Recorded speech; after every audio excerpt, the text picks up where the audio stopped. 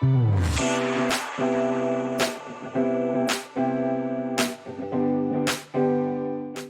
back on mute. Hello, hello, hello, guys. Welcome to our collective, our Legacy and Wealth Builders collective, our Monday evening mastermind. I have missed you all tremendously. I pray that you guys missed me as well. But I was out working for y'all. We got some land deals that we're going to do in Dominican Republic. And so I'm super, super excited about that, to bring that to you all and allow you to get in on that. We have a lot of announcements. We're going to Nigeria at the end of October, and you'll get so much information about that. We have a wholesalers boot camp coming up May 3rd, I think, or Saturday. You'll get information about that. We're doing a special edition on Terry Talks about money and physical wellness. You'll get information on that. Then we're doing a Real Estate Made Easy masterclass that's happening towards the end of May. You'll get information about that. Listen, I've said it over and over again. For the believer, while this time is, full of uncertainty, it is turbulent, it is volatile, the believers, we flourish during times of famine. We flourish during wickedness and evilness and all of the things. And so we ain't worried. There's a scripture I love in Proverbs that says, she looks at the days ahead and she laughs because she's prepared. Like prepared, right? And so one of the things that we encourage in this community is to build businesses, because that is, and it's an asset class and it's a surefire way to build wealth. To get into investing in real estate, because that is a surefire way to build wealth. And to focus on legacy and generational wealth. Oftentimes we're only living in the day and we forget that there is a tomorrow. In fact, we are living in a tomorrow. And so while it is today, we have an opportunity to position ourselves that our tomorrow will be better than our today. And so, we ain't worried. And so when we think about all of the things that I just mentioned, it don't look like we slowing down. We just getting started, right? We getting ready to run the score up on these jokers, right? So tap in. This community is for you. And I personally, in this season, I'm not getting in circles or communities or getting in alignment or association with things that are not going to elevate me, or people who aren't going to elevate me.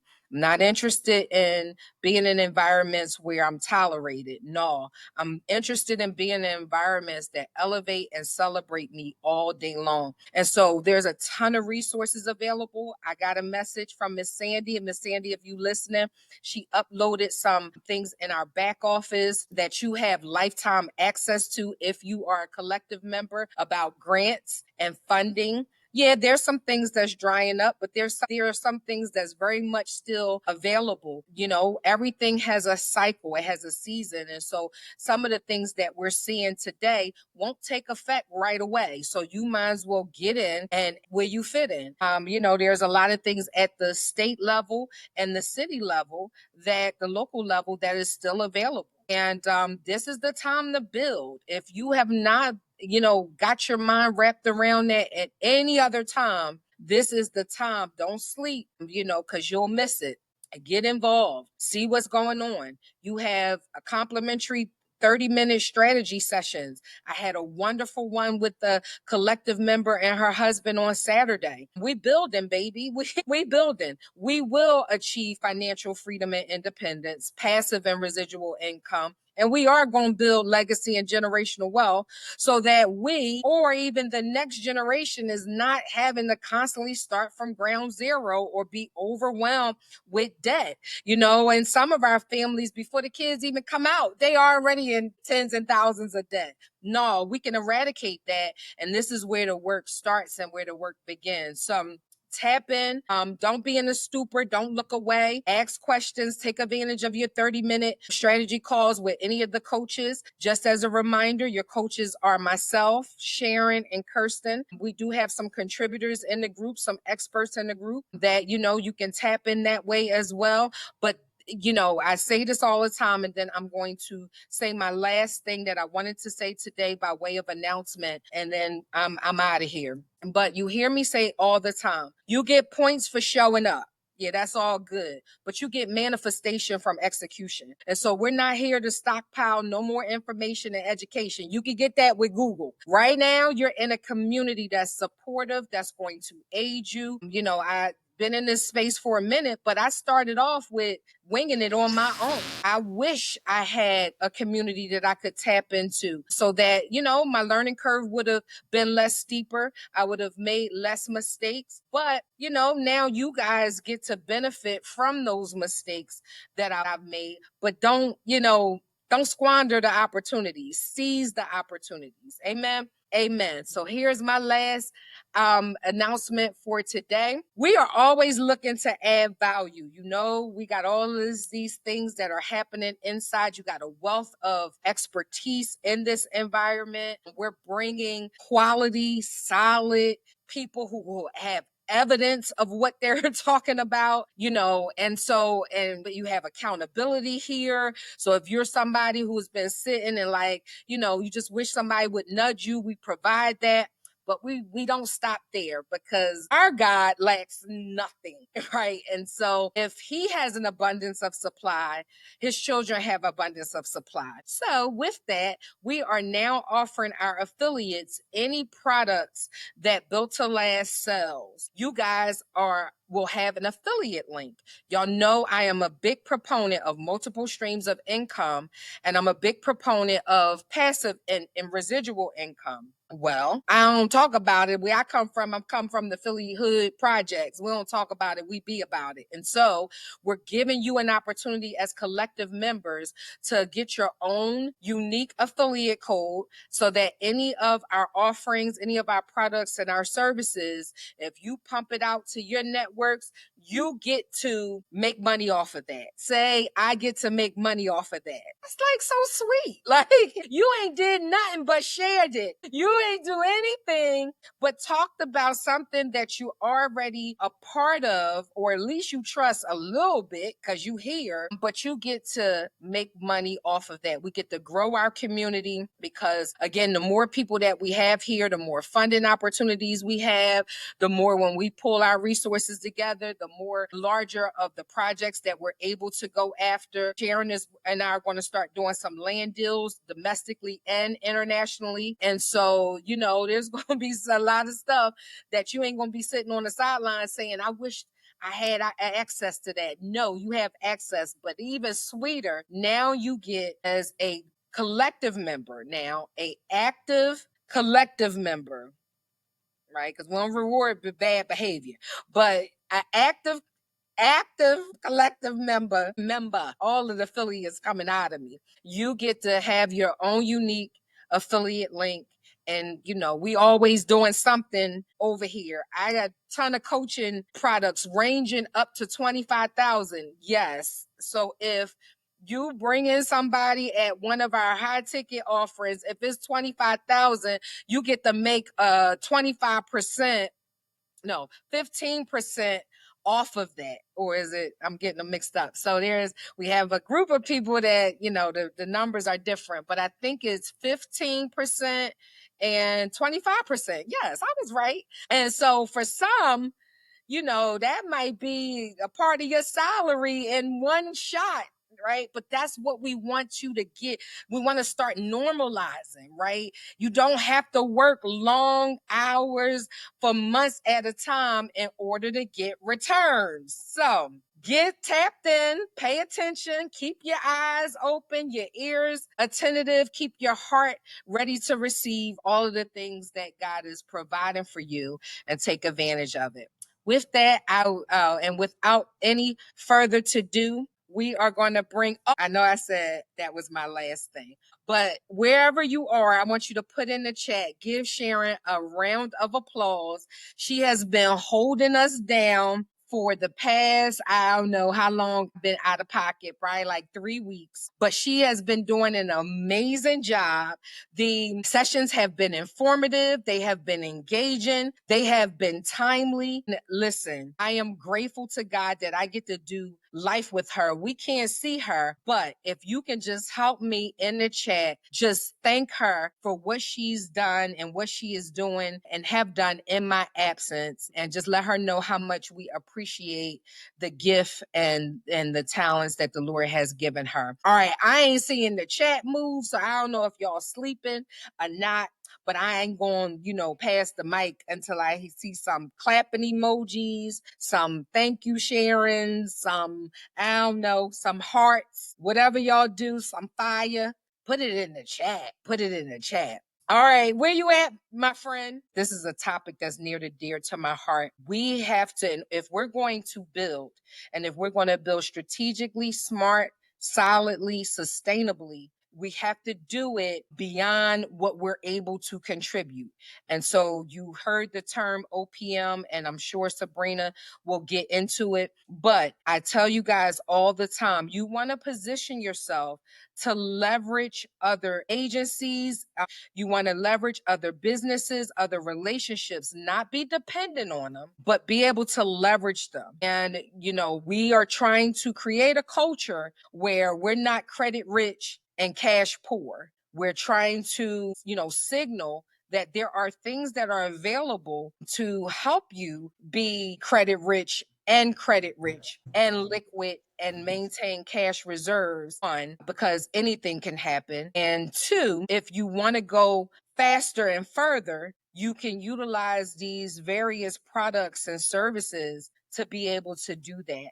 And so I love the topic of personal and business credit. This is an area that is usually untapped in business and in real estate investing, which you guys know that I want you to run your real estate investing activities like a business. So then that way you can produce more and is scalable in an effortless way. And so I am appreciative for having Sabrina here tonight and bringing us this level of education and expertise. And so, again, without further ado, I guess I'll just begin the conversation so that we are mindful of everybody's time. Sabrina, thank you. Would you mind just introducing yourself? Tell us a little bit about where you are hailing from. Tell us if you are in a real estate investing space, how long have you been in it? This girl right here is absolute fire. I absolutely love her. I met her some years ago, not even knowing that she and I already had a common friend, someone that I had gone to church with for years. As a matter of fact, Sabrina, you went to the church too, didn't you? And I never met you. It's just so interesting how God does things, because not only had I never met her, and we had this common friend that we both knew, and then we can actually connected through another common friend who you all know, who is LaShawn Holland, who is like, she's our coach, but she's been my friend since we were 13. Miss Fauntleroy's English class, so she knew I was sitting on here talking about that. She'd be like, girl, don't be talking about that. But that is how I met her in middle school. And so as God does things, he does it all well, and he connects us, because when destiny is aligning, he doesn't care whether you meet in the 7th grade English class or whether you meet at a church in college. What he does is he brings everybody together, because there's purpose and destiny in us knowing one another. I know that Terry has already talked about it a little bit tonight, but y'all, I'm so excited about having this person right here on here tonight. She gonna give it to you. And I know during a couple weeks back when we had the challenge, we did some talking about personal and about business credit. But I'm gonna let Sabrina go as in depth as she wants to go tonight on this information, because for those of us who are really just, some of us that are just getting started in this, and you don't have a lot of money, but you got good credit, you got a good name. The Bible says a good name is rather to be chosen than riches. Sometimes when you don't have riches, if you have a good name, it can help you on your path on the way to riches. And even with me, when I first started out, I was using my own name, my own personal credit, but it was good. It was good. And I was able to use it. And so there's definitely a benefit to that. So I just wanted you all to hear from somebody who really is like in the trenches with this. So let me introduce to you all collective Sabrina Fisher. She is someone who not only understands numbers, but she translates them into power moves. She's the CEO of Numbers Done Right LLC, where she leads entrepreneurs and everyday families alike through overwhelming world of accounting and financial and that kind of stuff. And then she's also a Navy veteran, an MBA holder, certified financial counselor, and the creator of Wealthy Mind. Sabrina is just, and y'all, she's just a bad girl, and she's got an amazing testimony that when I turn her loose, I'm gonna let her share it. But one of the things that was in her bio that I did not know was that she's currently working on a book, God's Math. So we all know that God's math is not like our math. Our math is 1 + 1 is 2, but he's into exponentials, right? He doesn't do repetitive addition. He's into exponentials. And so hopefully she might be able to share a little bit more about that. But y'all, Sabrina is sharp. She's spirit led. And she's here to help us tonight to go deeper in our understanding of both credit, personal and business, and how to position ourselves for what's next. So go get your paper, your pens, your pencils, your journals, because I'm sure there's going to be some writer downers tonight that you're going to want to write down. But please give your full attention and a warm collective welcome to my friend, Miss Sabrina Fisher. Good evening, everyone. I'm excited to be speaking with you all about a topic that I have such great passion for, which is anything related to numbers and financial literacy. I believe that we should all know our numbers, and credit is essentially a numbers game. So once you understand how to look at your credit report, how to make moves within it, you can see your scores change dramatically with little and minimal tweaks to what you all are doing.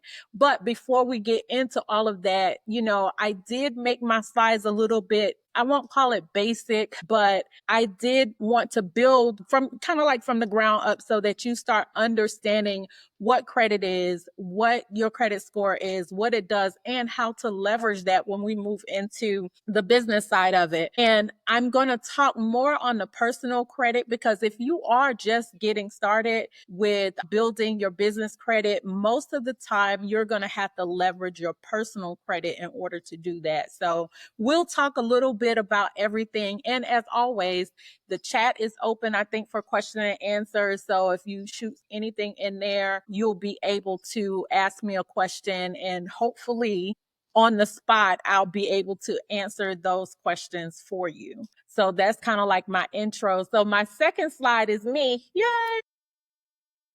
Okay. And on this slide, it's just a little bit about me. So Sharon talked a little bit about when she met me. I know I stood up in the front of the room at a retreat that we were at, and I was kind of telling my story. And at that time of me telling my story, I had just purchased my first house and I paid cash for it. And our coach was kind of like highlighting that. And while it was, I don't like, I'm not a front of the room type person. I really love to work behind the scenes, but I realized that sometimes, oh no, not sometimes, all the time, your testimony is what can inspire others to get moving and motivated, because so many times, especially the devil, he wants to make you feel like you are alone in this journey. But as we go through the slides and I give you some statistics, you'll know that wherever you at, whether you have good credit or bad credit, you are not alone, because there are millions of people that are standing right where you are now. So by telling my testimony, just a little bit of it, I was going to make it a quick story. I'm going to draw it out a little bit longer, but the synopsis is I was married. I got divorced. Peace for me was greater than finances because I can make money. I have always been able to make money. I've thought of myself as, my wording has evolved over time, but I've always thought of myself as a hustler. Like I can make money. I can sell, like I think Jay-Z said, I can sell water to a well. So I never thought about, when it came to looking at my peace in divorce versus my money, I never thought about not taking on all of the debt that was there, because I knew I could work my way out of it. Because again, it's a numbers game. Once I know what the numbers are, I know how to work backwards in order to get that. But I also had to do some mindset shifting in order to get there, because I had to deal with and tackle what was going on mentally with me with divorce. So when I left, I had around $300,000 worth of debt. And it was a lot of debt. And if you look at what my income was at the time, my husband and I at the time had made a decision for me to switch jobs. So I was working in corporate America where $300,000 worth of debt was nothing, because I'm pulling in, high six figures a year. So that was nothing. But when we were starting to look at quality of life and how we was going to build our future, I decided to take a job that was not as demanding, because we were looking at having kids and all of this stuff, and I had an eye twitch from the stress of the job. So we was just trying to figure out how to make life work. Therefore, I took a step down. I quit my job. I got another job that was like a third of my salary. And then we end up divorcing. So I now make less money. I have more debt than I've ever had in my entire life. And he went out, and because he was an authorized user on a credit card, he went and he bought rims for his truck. Y'all do not know. Y'all better know that I love God, because I thought many a days about taking them rims off the car in the middle of the night and rolling them down the highway. I didn't even want to sell them to anybody. I just wanted to get rid of them. But he went to Lowe's and used a credit card that, he was an authorized user on. So he was still continuously adding debt in the midst of the debt that I already said that I would take on from the divorce. So, or in the separation leading up to divorce. But God, I always had the numbers mentality. I knew I could work it, but I had to get in position to where my mindset was ready to tackle what was placed before me. It took me 5 years of discipline to get from 300,000 to purchasing a house cash. And if I can do it, you can do it, but it's going to take some work, and it's gonna take some. I think there's a slide later that talks about discipline, but it's gonna take a little work. It's gonna take some discipline, but you will definitely be able to overcome wherever you are at in your financial journey, because God is no respecter of person. If I can do it, you can too. So I can say without reservations that it is easy once you have the tools and techniques and the fortitude to get this done. 100%. And thank you for sharing that so openly, Sabrina. But what you solidified in my mind, though, was that with God, all things are possible. All things. And that money really is just an idea. And once you set your intention and you change your mind and your blueprint, your money blueprint, to be different from what you have been accustomed to, then really it's not hard to make, and it's not impossible to come out of an amount of debt like that with, like you said, with the right tools, the right strategies. Anything is possible. So, ma'am, I'm going to still give you an applause tonight. If y'all believe that that is a tremendous testimony, I want y'all to just drop an 8 in the chat for new beginnings. And that 8 is for anybody that may be in a situation tonight where you don't think that it's possible, that you feel like things are just insurmountable for you. That 8 signifies new beginnings, and especially in this season, because y'all know what season we're in, the Passover season. So, Sabrina, thank you so much for sharing that. So, Thank you, thank you, thank you. But for the room, I also have the degrees. I have all the credentials that's necessary to speak on the topic here. I'm not saying you guys need it, but there are rooms where people want to know what you have in order to stand before them. But I'm telling you that there's no degree that I have, there's no certification that I've attained that has taught me better than being broke. And being broke is why I can sit here and tell you today that, adding and subtraction is my background, with some multiplication, maybe some division, but overcoming being broke is my story that allows me to be able to say it's going to be all right. Assess where you at, and we can rock and roll it out. So on the next slide, just a little bit of objectives of what I do. What we're going to talk about, what it is just what we're going to accomplish. We're going to understand what credit is for personal and business credit. We're going to learn how to build and maintain and leverage credit. And then we're going to explore the impact of credit. And I love a good thinking because money is about mindset. Your mindset has to be in place. We're going to end with some tools and tips in order to get you going. And I am actually chasing the sun, or the sun is chasing me. So if my face is changing, it's because the sun is setting. And if I can do a little brag on myself, I'm sitting in a house that I purchased on February 28th of this year in South Carolina. So I am getting closer to home. This is my brag. I have 3 houses that over time that they sit with me, as well as other real estate investments that I've been doing. So that's my little, slow brag, dust off my shoulder type deal. Yeah, as should. Which only tells you that it doesn't matter where you are. Doesn't. It can change. That's right. Next slide. So here's a little activity I want you to do. And I say write down on here, but you can think it, you can pop it in the chat if you want to share it, but write down whatever your goal, your business, or your dream is.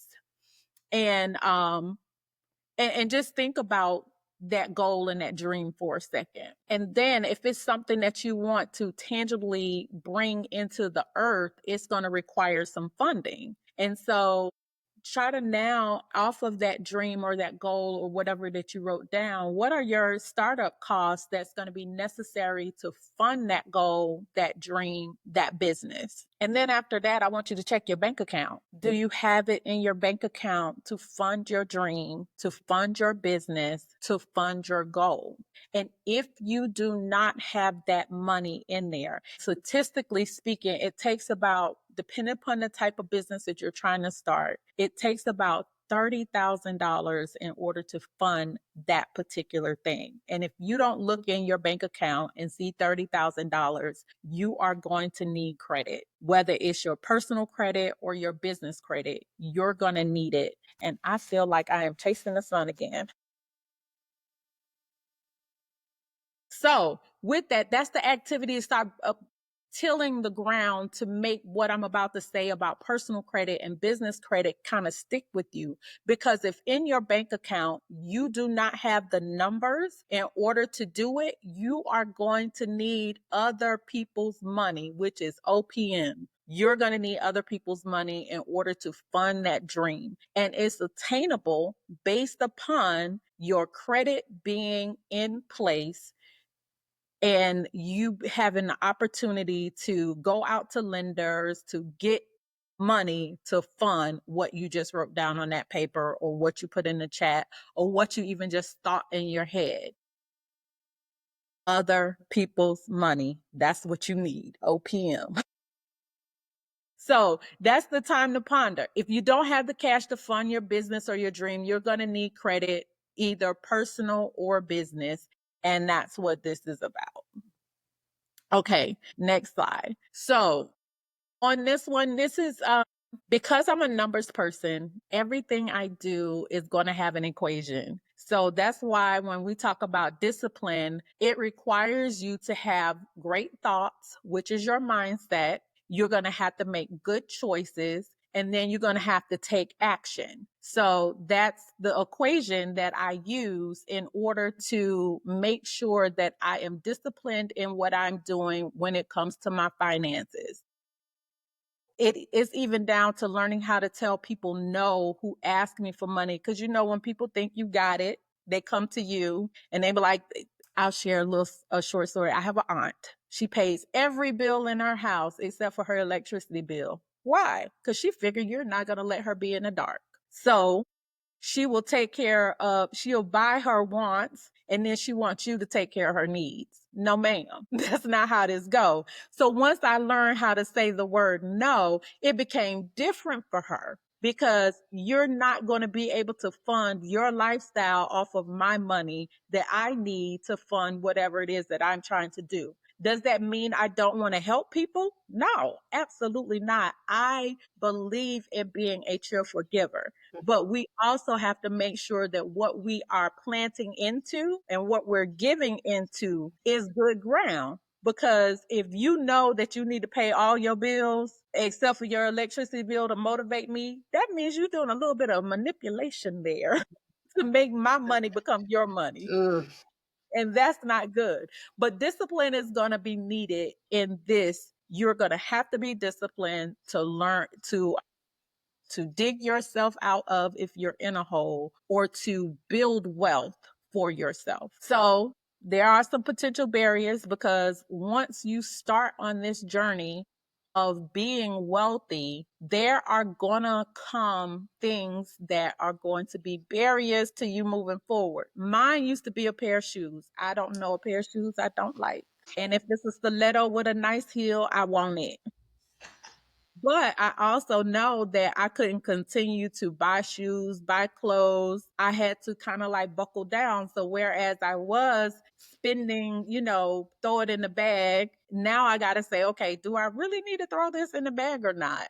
So I had to start thinking to myself and becoming disciplined, looking at what those barriers are, and then trying to eliminate those barriers in my life. So, on both sides of personal or business credit, most of the time, the lack of knowledge is the reason why you don't have good credit. On the personal side, you don't understand what credit is. You don't understand what debt is. You don't understand the movements of how the credit report works. So you're just out there just doing whatever. If it's me, I had to realize when I became disciplined is that I'm an emotional spender. What type of spender are you? So for me, if I get upset, a nice meal, a nice shopping spree will set me free. But what that also does, it also creates debt. It either I'm charging it or I'm spending money or pulling money from places where I could use it elsewhere. And then when I went through the divorce, I became overly reliant upon credit. I was robbing Peter to pay Paul with a credit card. So I'm paying over here and I'm using over there, and I'm paying one person to pay the other person. So I had to remember I had to stop doing that in order to get there. Look at the barriers, make sure that you are doing something that's going to be opposite of what you're seeing there. If it says lack of knowledge, gain knowledge.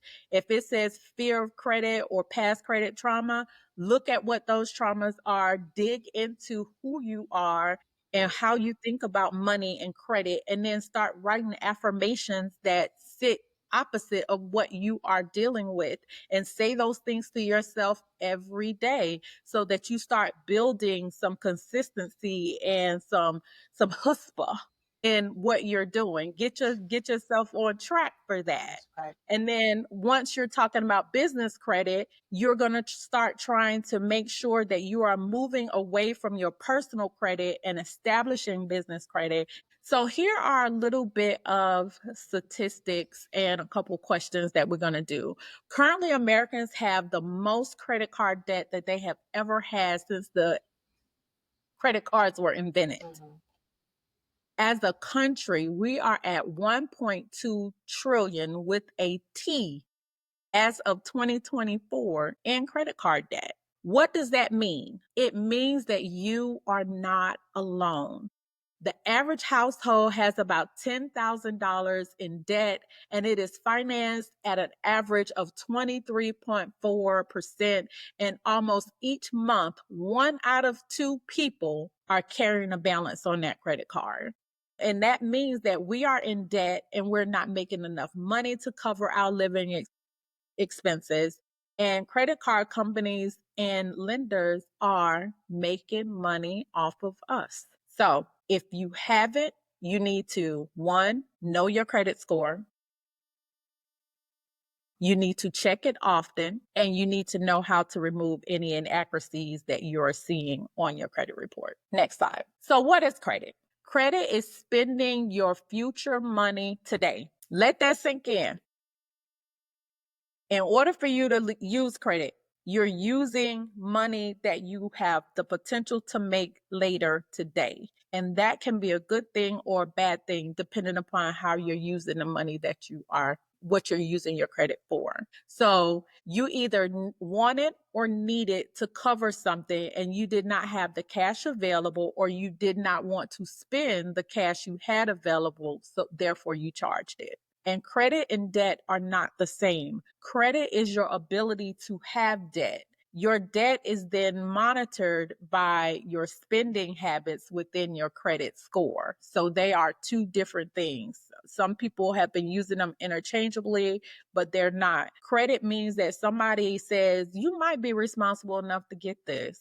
And then debt is, maybe I am responsible enough to get this. I used it. Let me see how I'm going to be able to pay you back. Okay, so a little bit about your credit score. So your credit score, FICO,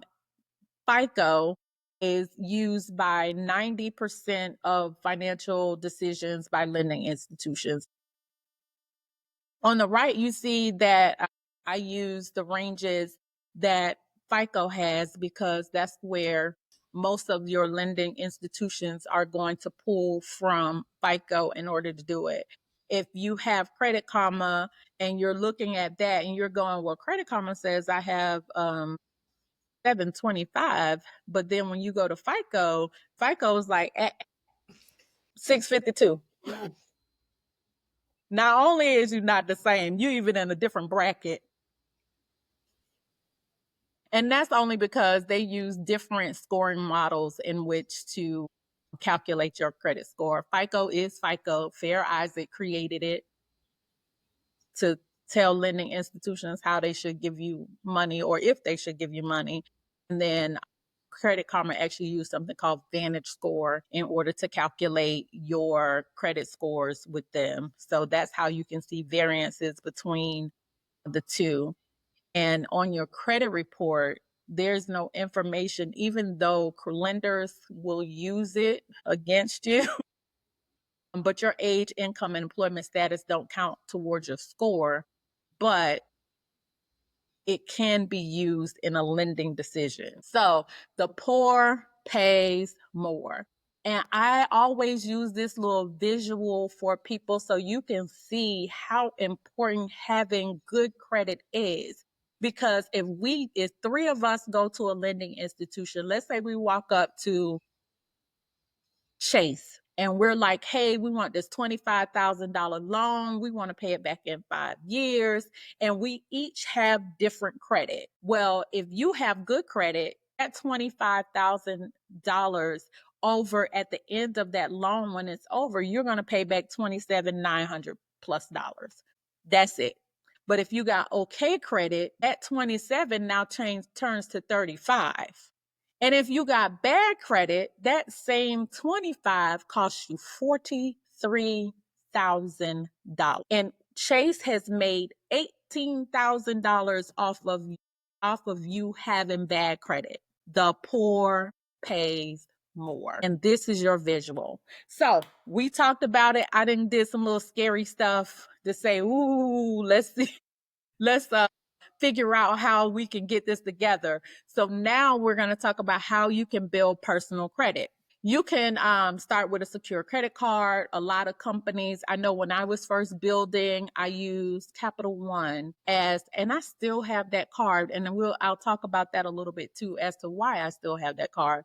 But you can get a secure credit card. I think I started with $500 and then I had to back it with $500. And eventually if you have good spending habits at the end of a year, they'll give you back your $500 and then they'll set your credit limit at $500 or more dollars, depending upon your credit worthiness at that time. So if you're looking to build your personal credit, secure credit cards may be a way to go. And it's a good thing.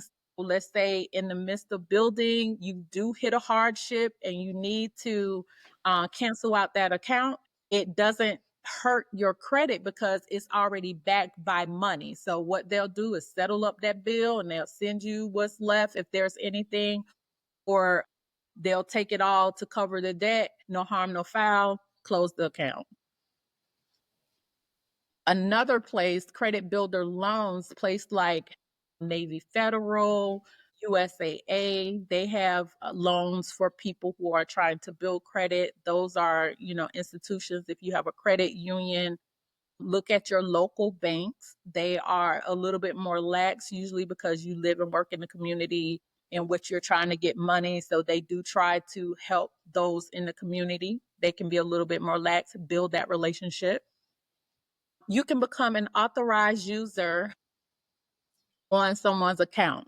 Now, I told y'all in the beginning that that man went and bought some tires, some rims on my card because he was an authorized user. So he was able to purchase. So you do have to monitor it. While it helped boost his credit score because I was stronger financially at the time, it helped boost his credit score. But in the end, with them tires and rims and all the stuff that he was buying from Lowe's, it became not a good idea. So you do have to kind of monitor it. Now, what lending institutions are doing now is that if you put someone on your account as an authorized user, if you happen to remove them, you can't add them back again.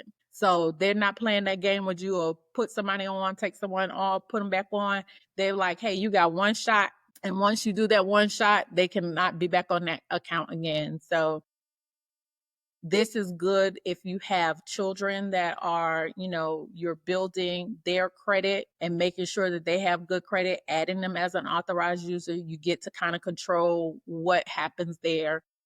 As always, keep your balances low, pay them on time, and avoid any hard inquiries unless necessary. Credit Karma does have a thing where they can tell you who you could potentially get credit from. I would use that as a guide, not a certainty, because they are wrong. There was a class action suit against them where they had to pay people because they were telling people, hey, you can get this credit card. And then people were going out and applying for the credit card and then getting denied, which then hurts your credit score because you didn't get the account and it counts as a credit inquiry against your credit reports.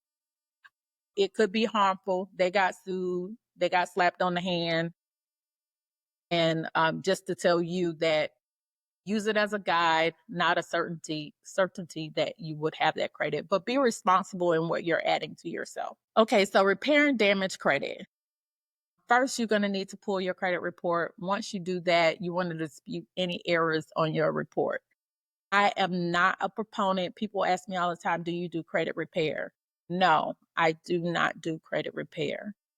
I do mindful, responsible credit stuff. I'm not teaching you or saying to you how some of the credit repair companies, they just flood the credit bureaus with letters and stuff. And then if they don't respond back in 30 days, then they're saying you have to demand that to be removed. No, that's not how I do it. I'm telling you, if you get your mindset right, you'll never need, and you do responsible spending and understanding of your credit, you'll never need a credit repair company because you'll know how to do it yourself and you'll know how to monitor yourself and make changes as necessary. Number 2, pay them people. Negotiate with your lenders. You can call them, and if you're just hitting a bump in the road and you need a little reprieve, I've worked at a bank before. I had people that would call in. You can do if you have a loan, car loan, mortgage, they do a reconfiguration of the loan. They add it to the back end. They jig your loan pretty much so that your late payments don't be late payments and then it's not reported to the credit bureau. But if you talk to them and you negotiate with your lenders and you set up payment plans, then that can help you save your credit score from being damaged. I did it with Navy Federal when I first got divorced. I called them up. I asked them to lower my interest rate, which is something that you can do as well. You can call up your lender, ask to, do you have something out there that lowers my interest rate? Because if you can get your interest rate lowered, even for a little bit of time, and then hit that credit line or that credit card with some payments, you're going to go more towards principal than interest. So ask them. And the only thing they can say is no. So go get your no. Go get your no. And then and if they don't give you your yes, wait a couple weeks to call back. You're going to get somebody else. You're not going to get the same person. Use goodwill letters. Let's say something is on your credit report that you need to get taken off, or you want to negotiate, or you want some help for it. Use a goodwill letter, send it to them, say, hey, I've been dealing with you all for X number of years, I've never missed a payment. Could you take off this late payment? Could you reconfigure what you sent over to the credit bureau? I've done it successfully before with Verizon and with Capital One. So there are places where I've had to use a goodwill letter too and been successful. And there's other people that said, no, you're going to eat that.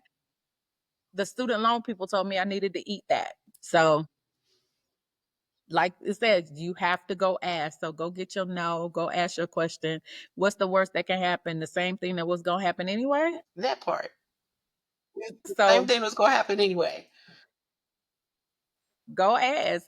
Don't be and don't be afraid to ask, because everyone people, they are getting those questions and they are answering those questions for millions of others. Just get 1,000,001. Exactly. And and just ask the questions. All they can do is say no. They not gonna have nobody come to your house and ring your doorbell. So it's over the phone. Lessen your anxiety. Pick up the phone, call them to speak to a supervisor, ask the question. So here's some quick fixes. Get a copy of your credit report. Annualcreditreport.com is there. Then you have Credit Karma, where you can look. I use Credit Karma as a monitoring of my accounts only.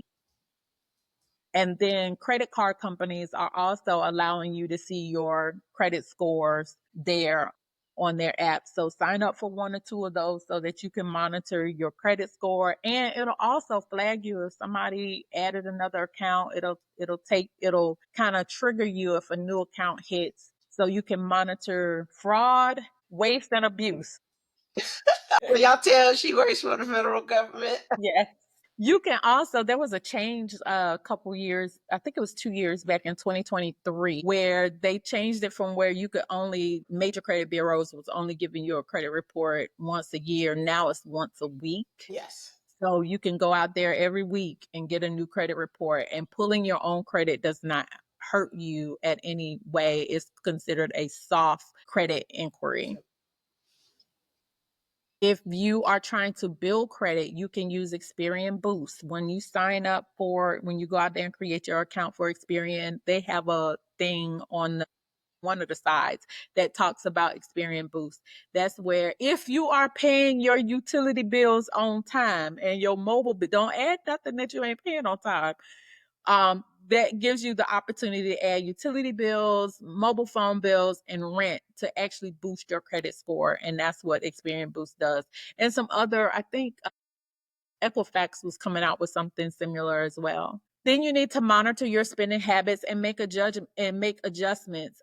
I am all for a budget, but my budget is more like a spend plan. If you don't know what's coming in and out and where it's going, you will never be able to make the adjustments you need in order to be responsible with your credit.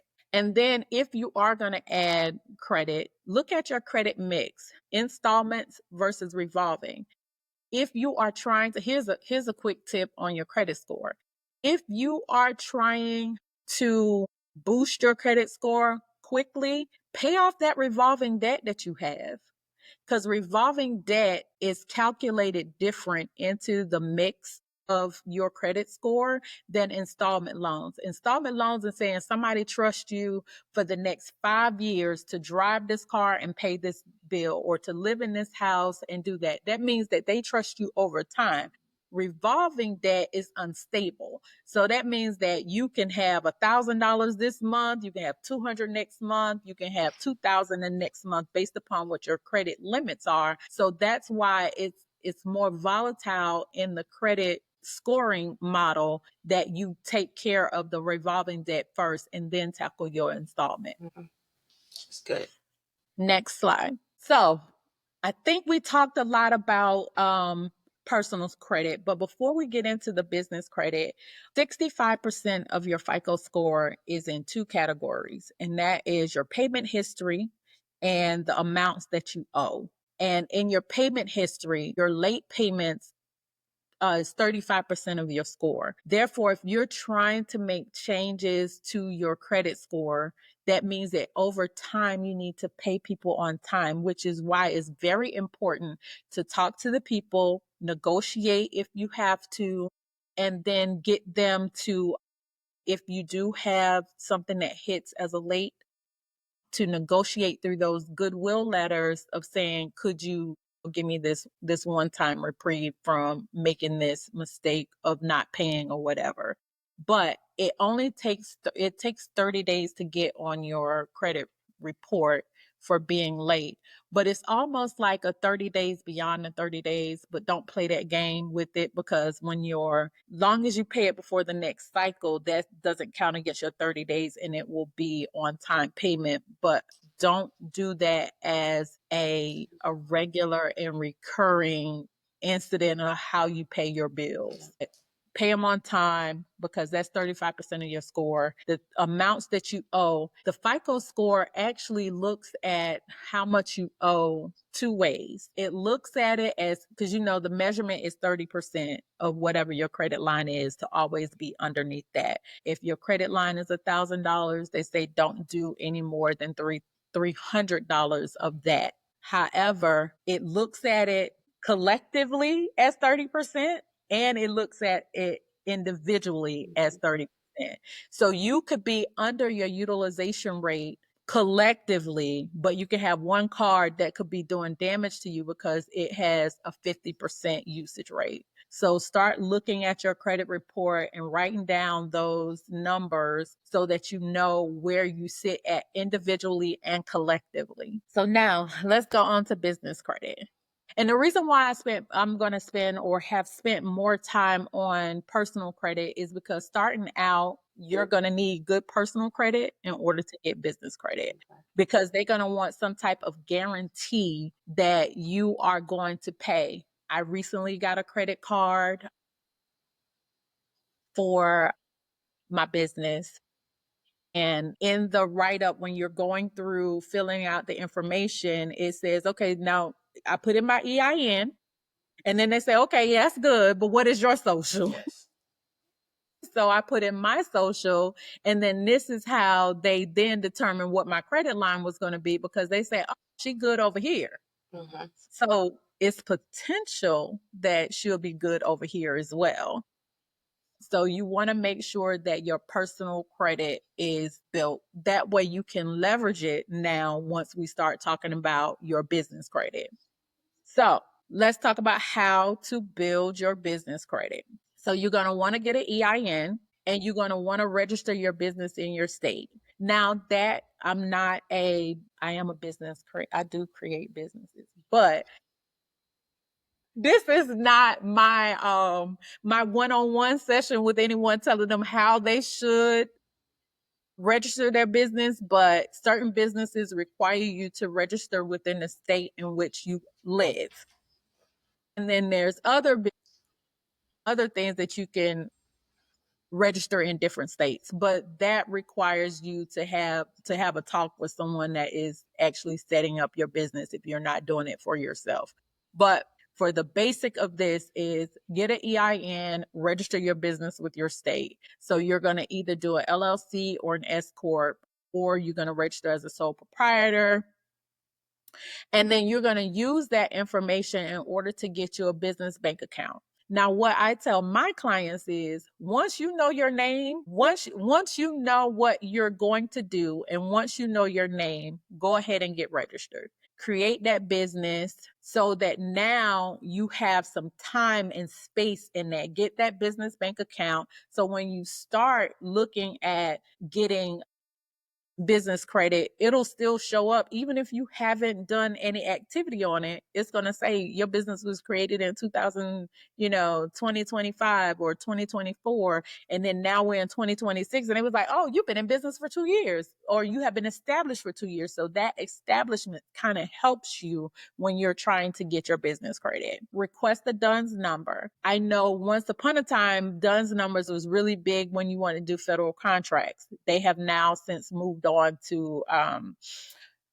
UEIs, unique entity identifiers. So they've kind of moved away from that. But DUNS is kind of like your Equifax that is going to tell you what your credit, your business credit is. And so you want to request that DUNS number. Then if you're trying to build and you're not going to look for, if you want to be responsible about it, then you want to do nav.com and register for an account, corporate credit score and register for account. And then you're going to look for suppliers that have some net 30 accounts who report to Dun and Bradstreet. And those 5 there do report to Dun and Bradstreet. But what I will say is, don't just go out there all willy-nilly. Get things that align with the type of business that you're doing. If you know that you're going to need a computer, Dell is a smart way to do it, because you can register it, you can get your business account, and then you buy your computer and you pay it over time. And then that's how you build that business credit for you with a Dell business account.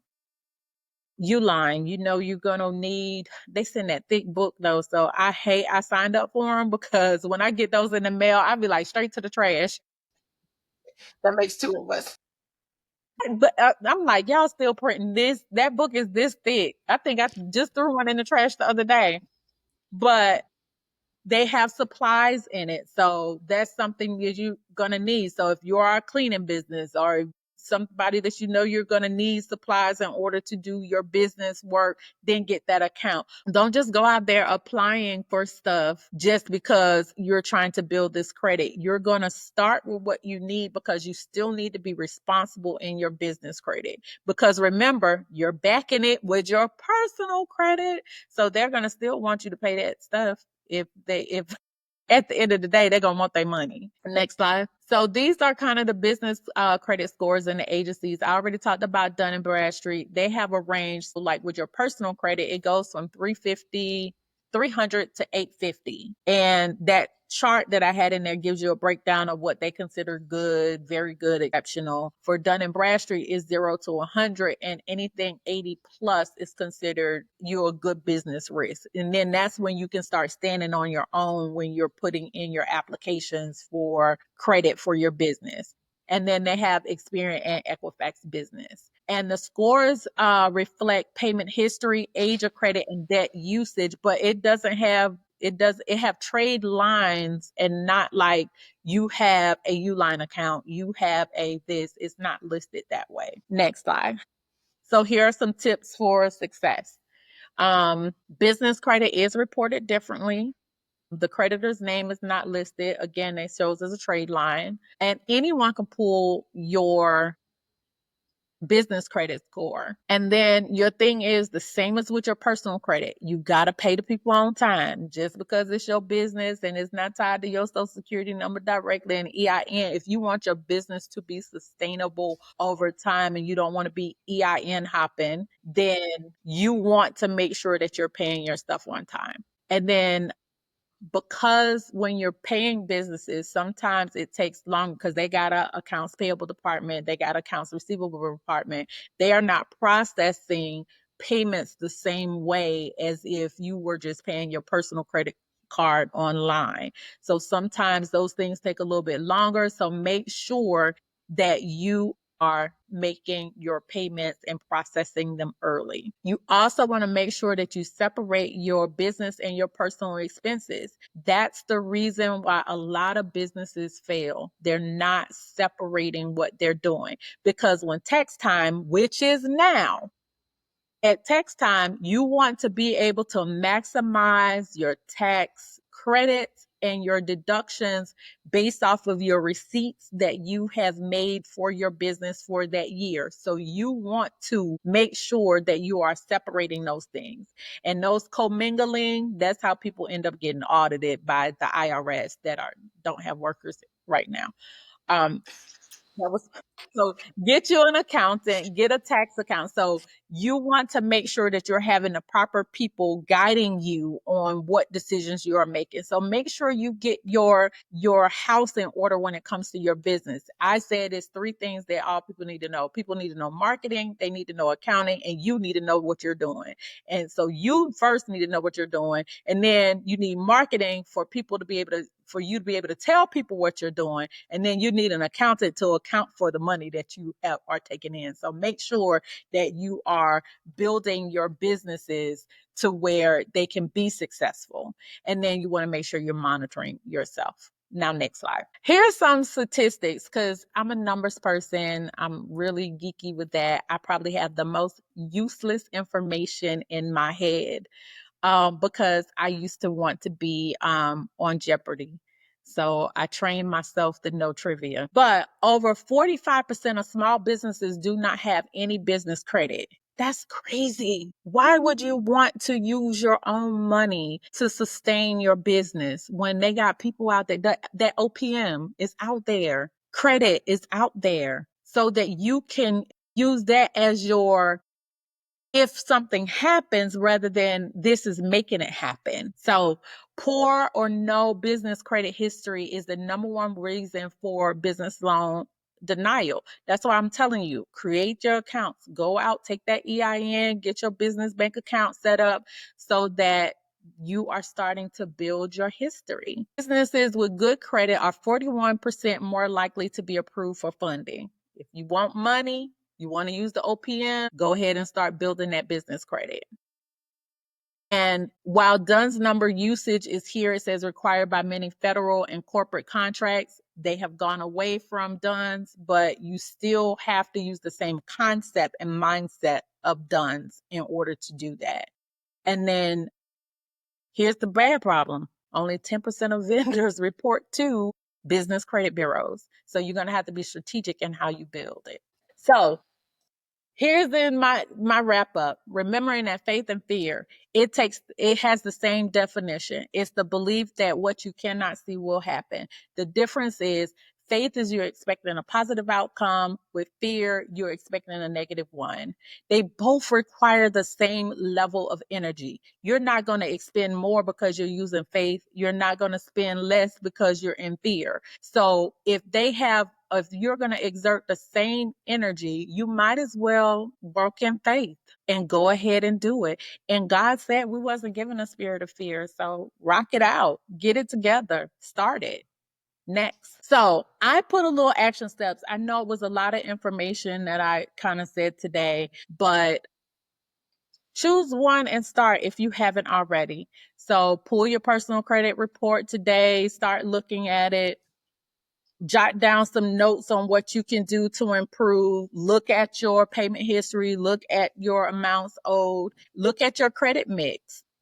How many installment accounts you have, how many revolving accounts that you have. If you do see some, and I think I touched on it, that credit Capital One, I still have that account open today.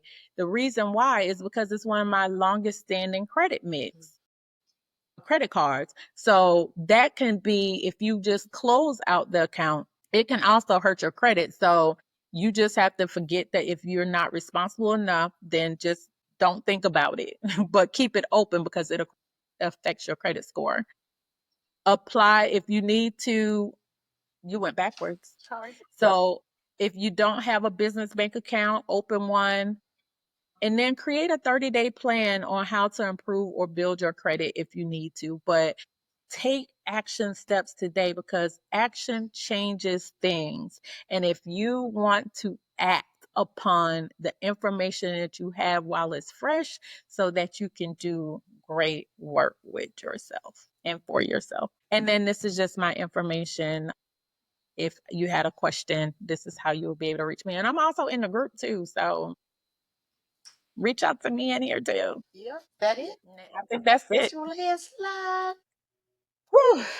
Y'all, there was so much in what she shared with us tonight about this, about credit, about building, about, and she gave us actionable steps, right? She gave us something so that if you're like suffering with analysis paralysis, like I usually operated in back in the day, not so much now. Now I just be jumping out there and I have to catch myself. But if you are the type of person that's like, if you're fearful about it because you really don't pull your credit often, you don't really look at it, you feel like your debt is so insurmountable. The only way that you're ever going to be able to start overcoming it and taking it down is by facing it head on. A few years back, I had to really take and evaluate where I was with regard to my credit. My scores were always decent, but it wasn't getting me the kind of rates and stuff that I really wanted. And as I was trying to build business credit, I was realizing that like my own personal credit really was getting in my way. But now that I know better, I'm doing better. Now I do have some things that kind of came up on me over the last year or so that I'm dealing with, right? But I'm not allowing it to stop me completely from moving forward in what I'm doing. And to be honest with you, the value of the things that Sabrina shared with us tonight, it really can't be overstated because, for instance, there is, even if you can get your credit to a point where it is a really good snapshot at one moment in time. I know a lender that lends for real estate who will pull your credit once and then use that for the course of a whole year. So they'll only pull your credit once a year. Like, who does that? I don't really know that many people. And I was very surprised to see that there was a lender that was willing, still willing to do that for investors. But there are. And so you cannot get in your own way by not taking the first step.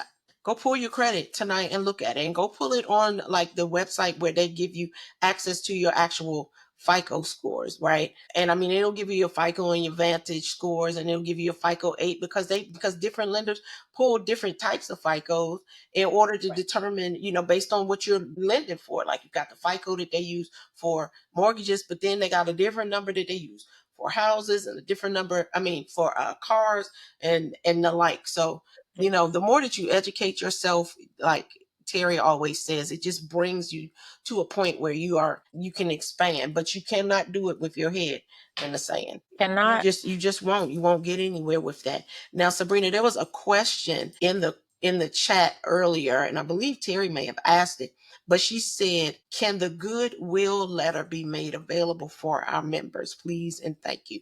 So can you provide the collective with a template and share that in the upcoming days in the collective? Yes, I can. I can do that. I'll even show you the example of the one that I sent if I can find it. Okay. I'll put a Goodwill template in there and then I'll show you the one that actually net me results from either Verizon or Capital One. Okay. All right. Great. So does anybody have any questions y'all want to drop in the chat tonight? Because Terry and I are very serious about where we want to see things go with the collective and everybody. And there's no need to build all of this infrastructure and this framework if only one or two people can go. It's not any fun going at it by yourself. We really want to take everybody along with us because we really honestly believe in building wealth for generations to come. I mean, the Bible even says that a good man, he creates, wealth for his children. He leaves an inheritance for them unto what, 4 generations? Like, y'all, what are we doing over here? We're getting this information, but are we digesting it and using it in a way? I'm personally going to go do something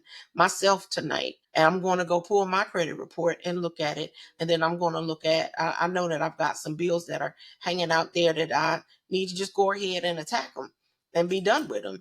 Right? I'm just sitting over here. I don't know what I think I'm doing. It's probably because I just been busy. But the reality is life happens to everybody. But what are you doing about it? What are you doing about it? Let's see. We got a question here. It says, if you already have business credit, how do you get it reported to Dun and Bradstreet? You can call the lender or the person who you have the credit or trade line with and see if they will report it to them. That's one. It's not the same as with personal credit. So let's say you had a personal credit person that you want to add it to your credit report. You can call, Experian and be like, hey, I have this, could you add it or the company at it. But with business credit, it's a little bit differently because the business in which you have, or the lender in which you have the credit line with or trade line with, is the ones that will have to report it to Dun and Bradstreet. I know we've gone a little over time because we're moving kind of slow coming in because Miss Sharon was having technical difficulties over here, but we really wanted to make sure that you all got the benefit of all of this information, and that, there are a lot of myths out there that Sabrina just actually busted up this evening, right? She, with regard to personal credit, checking your credit score lowers it. It doesn't. It's like a soft pull. She shared that with us. You need to carry a balance to build credit. You don't actually pay it off in full so you don't get caught up in the game and have your money getting messed up and the potential of messing up your credit, right? Closing old credit cards boost your score. She just told you she's got that Capital One because of the longevity, and that is part of the calculation. And she also shared some other things about business credit, right? So she didn't say this, but business credit isn't just for big companies. It's for small businesses. It's actually very, very useful for small businesses because it gives you the advantage. And if you actually know how to use it, you can leverage it. And as Terry has said in the past, that it helps you be able to scale. Believe it or not, there are people out here buying whole houses on credit cards. Whole houses on credit cards because, listen, I know somebody who bought a whole house on American Express and got those membership rewards points. That's a completely different level of playing the game, right? Right now, we're just trying to get over the starting line, get everybody up to so that we're all, in a good place where we can take off and run. But when I tell y'all that there are people out here that are stacking credit like crazy, that are using credit cards, that are getting the benefit, like they spending money at Christmas because they're using their membership rewards points to buy Christmas gifts for their whole family. It's like they're buying houses with their membership and getting membership rewards points and then buying Christmas gifts. Like that's like next level stuff when it comes to dealing with credit, to be honest with you. So listen, is there anybody else like that wants to drop a question in here before we get off today? Because I'm talking about getting started because I got miles to go before I sleep. This, and Terry said, get a strategy session first, though, because before you buy on a credit card, right? Because no interest doesn't mean no payment. And she's 100% correct. But there are people out there who have the strategy, who know how to take their credit cards with just 0%. They know how to take the cash off of it. They know how to go and buy assets with it, refinance the assets because they use that leverage, having that cash on hand. Like money still talks. And if somebody is like, I gotta go to the bank and get, $90,000 to finance this, and somebody walks up and is like, but I got $70,000 cash. They just changed the game on that whole transaction. So she is 100% correct on that. But yes, there's a strategy to that. And that's some other information that we can share in the collective, but we got to get everybody to the point where they are on level and that they are credit worthy enough to be able to step into the next level. So with that, you guys, y'all help us thank Sabrina for tonight, right? This information that she shared tonight was absolutely awesome. And it bears, saying this again, get in the collective, bring your people into the collective. Just don't let friends stay broke. I be trying to bring my friends along, but they be dragging. Listen, now I'm not going to do no hard pulling with you now. I'm going to invite you. I'm going to tell you. And I'm going to I'm going to extend the offer multiple times. But at some point in time, it's not that the offer won't still be extended, but I'm going to stop reminding you about it, right? But if you really love your family, if you really love your friends, you don't want them to be broke, because if they broke, then who they going to borrow money from? You. Or they going to try, unless you decide to say no, right? No, it's a A complete complete sentence. sentence. I have a family member that I had helped her get a job. She was, making this money, and she was not going to school, but she was getting herself an apartment. And then, like, I knew how much money she made. She was only in an apartment like 2 weeks and texted me. I was like, Auntie, can I get some money? No, absolutely not. What happened to them? And see, they don't want to be accountable. So then she was like, never mind. I don't want to ask you no more. I was like, fine by me, fine by me. Look over here like the bank. family want to borrow money and then don't want to tell you what they want the money for. I was like, if you went down to Chase, if you went to Navy Federal, if you went to USAA, Safe Credit Union, whomever, they're going to ask you a question. So if you want my money, you're going to not hear my mouth, but you're going to have to answer a question, because why would I throw my money that I work hard for at the bad? I'm not doing that. The reality is that most people who borrow money from other people consistently, you really don't do them any favors by bailing them out, right? And by giving them the cash. And if you can do something to help them, like help them keep their lights on, if it's like really urgent or emergent. But in general, my general rule is I'm not doing that. You might need to sit in the dark for a minute so you can figure it out. Or drop off candles. Drop off some Yeah, candles. drop Be off some like, candles. I will buy you some candles. we're being Yeah, bad. I know we are, but I'm telling the truth though.